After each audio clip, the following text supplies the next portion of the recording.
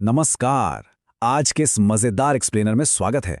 क्या कभी ये ख्याल आया है कि फोन का जीपीएस बिल्कुल सही रास्ता कैसे दिखा देता है? या फिर जब इंडिया में शाम की चाय बन रही होती है तब अमेरिका में लोग सुबह उठ रहे होते हैं। सुनने में भले ही आम लगता हो, लेकिन इसके पीछे हमारी पृथ्वी का एक बहुत ही शानदार और मैथमेटिकल ढांचा काम कर रहा है। तो चलिए इस पहेली को सुलझाते हैं और डिकोड करते हैं कि इस विशाल ग्लोब पर जगहों और समय का हिसाब आखिर लगाया कैसे जाता है। आज हम क्या कवर करने वाले हैं? रोड मैप बिल्कुल क्लियर है। पहले इस गोल पृथ्वी को एक नए नजरिए से समझेंगे। उसके बाद लैटिट्यूड्स और लॉन्गिट्यूड्स के जरिए ग्लोब पर बनी ग्रिड को देखेंगे। फिर आएगा सबसे इंटरेस्टिंग पार्ट, टाइम का मैथ्स। और हाँ, एंड में नॉलेज टेस्ट करने के लिए एक छोटा सा क्विज भी होगा। तो चलिए बिना देरी किए आगे बढ़ते हैं। शुरू करते हैं पहले हिस्से से। हमारा घर, ये विशाल गोलाकार पृथ्वी। सच बताएं तो हमारी पृथ्वी बेहद बड़ी है। अब इतने बड़े प्लैनेट पर किसी एग्जैक्ट जगह को ढूंढने के लिए पहले इसके आकार को समझना जरूरी है। मॉडर्न साइंस और सैटेलाइट्स के आने से सदियों पहले ही ये तय हो चुका था कि पृथ्वी गोल है। करीब 500 सीई में महान भारतीय गणितज्ञ आर्यभट्टा ने एकदम क्लियर शब्दों में लिखा था कि पृथ्वी आकाश में स्थित है, जो जल, मिट्टी, आग और हवा से बनी है, और ये गोलाकार है। सोचिए, बिना किसी टेलीस्कोप के सदियों पहले हमारे विद्वानों ने इस विशाल गोले को समझ लिया था। खैर, आकार तो पता चल गया, पर इस पर रास्ते कैसे ढूंढे जाएं, यही तो सबसे बड़ी पहेली थी। और इस पहेली को सुलझाने के लिए आते हैं हमारे अगले पड़ाव पर, ग्रिड और लैटिट्यूड्स। बिल्कुल किसी शतरंज की बिसात की तरह। अब एक ऐसे बड़े से गोले पर किसी जगह का पता लगाना चेस खेलने जैसा आसान कैसे हो सकता है? यहां देखते हैं। चेस बोर्ड के हर एक स्क्वायर का अपना एक स्पेसिफिक एड्रेस होता है, राइट? नीचे कुछ लेटर्स होते हैं जैसे ए, बी, सी, और साइड में नंबर्स 1, 2, 3। अगर बोला जाए कि एक मोहरा C4 पर रखा है तो सीधा उस कॉलम और रो के क्रॉस होने वाले पॉइंट पर नजर जाती है। बस बिल्कुल यही लॉजिक, यही ग्रिड सिस्टम अर्थ पर किसी भी जगह का पिन पॉइंट एड्रेस निकालने के लिए इस्तेमाल होता है। तो इस ग्लोबल ग्रिड को बनाने वाली जो पहली लाइंस हैं, उन्हें हम लैटिट्यूड्स या हिंदी में अक्षांश कहते हैं। ये इमेजिनरी लाइंस हैं जो ईस्ट से वेस्ट की तरफ पैरेलल चलती हैं। इमेजिन कीजिए कि पृथ्वी के बिल्कुल बीचों बीच एक लाइन खींची गई है, जिसे इक्वेटर या भूमध्य रेखा कहते हैं। ये सबसे बड़ा सर्कल है, और जैसे जैसे इस इक्वेटर से नॉर्थ या साउथ पोल की तरफ बढ़ते हैं, ये सर्कल्स छोटे होते जाते हैं, बिल्कुल एक गेंद पर बनाए गए छल्लों की तरह।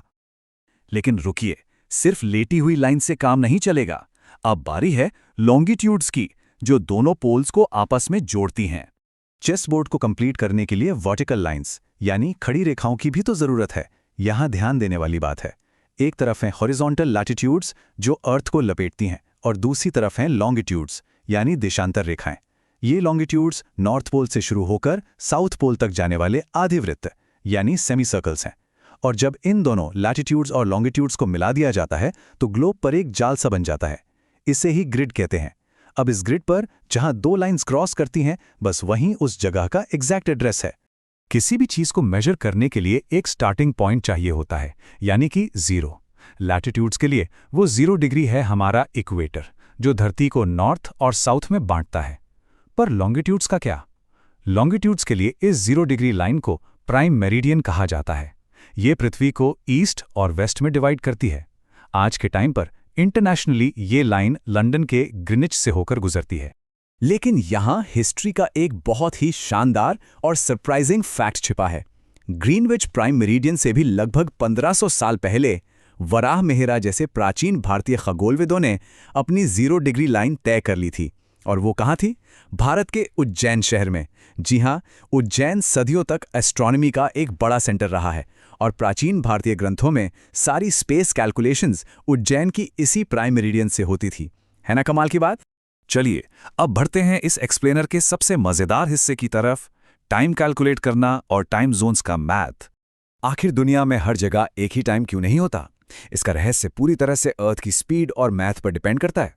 हम जानते हैं कि अर्थ अपनी एक्सिस पर वेस्ट से ईस्ट की तरफ घूमती है, और एक पूरा चक्का यानी 360 डिग्रीज घूमने में ठीक 24 घंटे लगते हैं।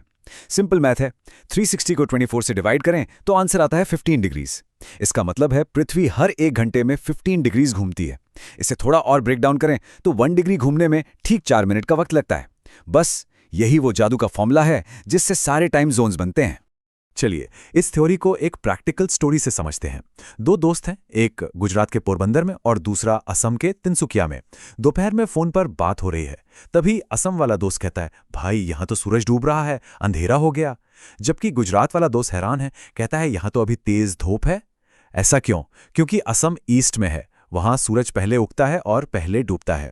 इन दोनों शहरों के बीच करीब 30 डिग्री लॉन्गिट्यूड का डिफरेंस है। हमारे फॉर्मूला के हिसाब से 1 डिग्री में 4 मिनट तो 30 डिग्री मतलब 120 मिनट, यानी पूरे 2 घंटे का अंतर। अब सोचिए, अगर हर शहर का टाइम वहां के सूरज के हिसाब से चलने लगे तो ट्रेन्स और फ्लाइट्स का क्या हाल होगा?